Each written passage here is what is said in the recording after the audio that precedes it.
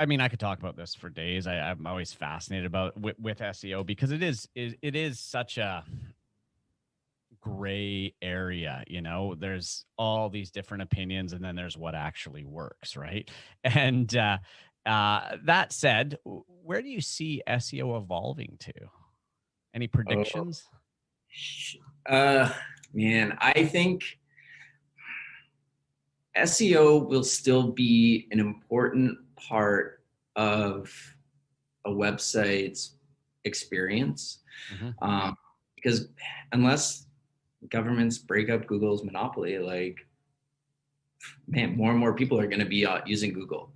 That being said, though, I do think that advancements in machine learning and AI and all that kind of trendy stuff right now is going to factor into how we create content and create web experiences. Hmm. Uh, but I believe that, like, having good SEO practices in your system will set you up for better success with everything else that you do in your marketing mix.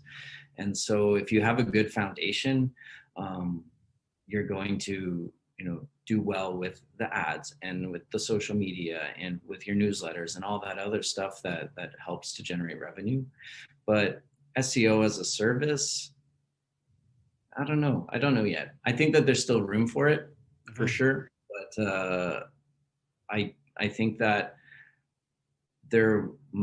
it'll just have a different tint to it. Well, as someone who's been doing SEO since, I got to ask, how old are you?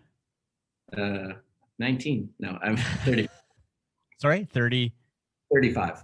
Okay, okay. So you're not too far behind me. You're okay. You're a little ways behind me. So do you remember the Alta Vistas, the Lycos, the? Okay, all right, yeah. So I mean, it's continued to evolve Mm-hmm. uh, quite a lot, but the core of it, really over the last decade, even longer, hasn't changed much, right? And until they can get AI that is accurately able to go out and judge what is actually the most relevant, truly, we're always going to be stuck with these external rank factors, which Google invented, which was a big game changer in SEO, right? So backlinks, which was like the voting system, and then what we can control on our site in terms of user experience, on-site and content, stuff like that. But until I think AI gets there, I think we're going to just see these small incremental changes. Yeah, I agree. I think that, like, things like search intent and individual values that we have, what draws us to a certain brand versus Mm-hmm. another, and things like that are beyond the reach of AI. Yeah. So I think that at least, like, your intentions behind the language you use to search combined with the values that you hold are intangible things that a search algorithm cannot predict. Mm-hmm.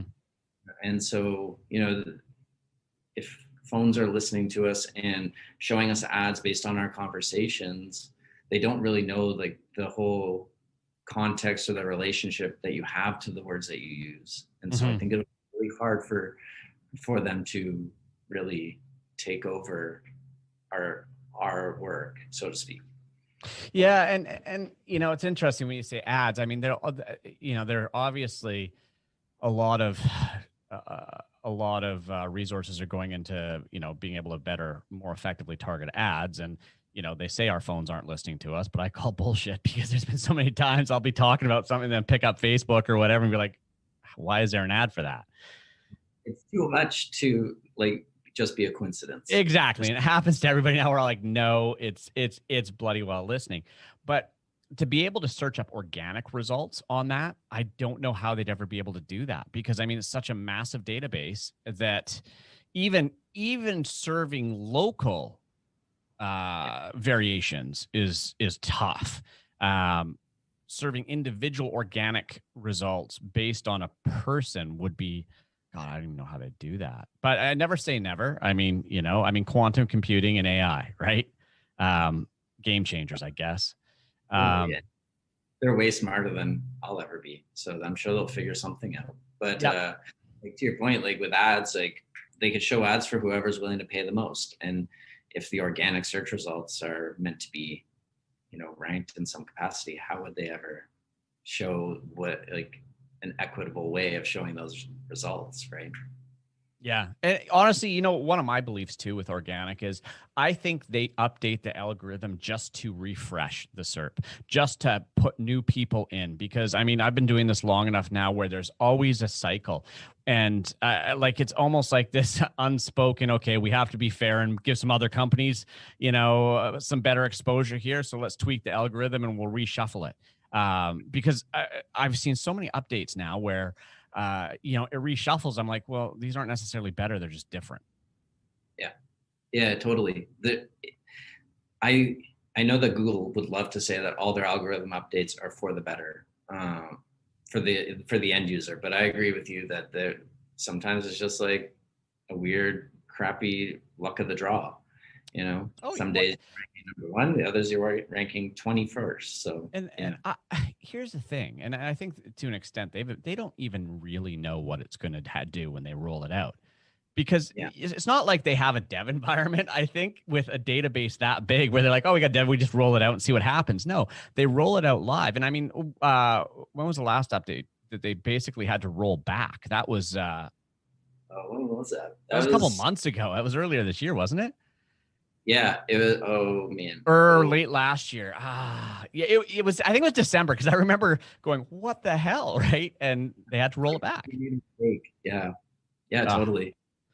Brutal. Oh, good old SEO. It'll make you lose your hair fast. That's for sure. Totally. All right. Well, look, I've really enjoyed this conversation. That said, before we wrap up, if people want to learn more about you or engage with your company, where do they go? Yeah, you can find me on LinkedIn and Twitter, but also you can find us at methodandmetric.com. We have a great resources section for anyone that wants to kind of further their SEO skills and things like that. That's amazing. Well, thank you so much, Jesse, for unconditionally just sharing your SEO knowledge with our listeners. I do appreciate it. My pleasure, Derek. Thanks for having me. This was great. Awesome. And now for you guys, for all of our listeners out there,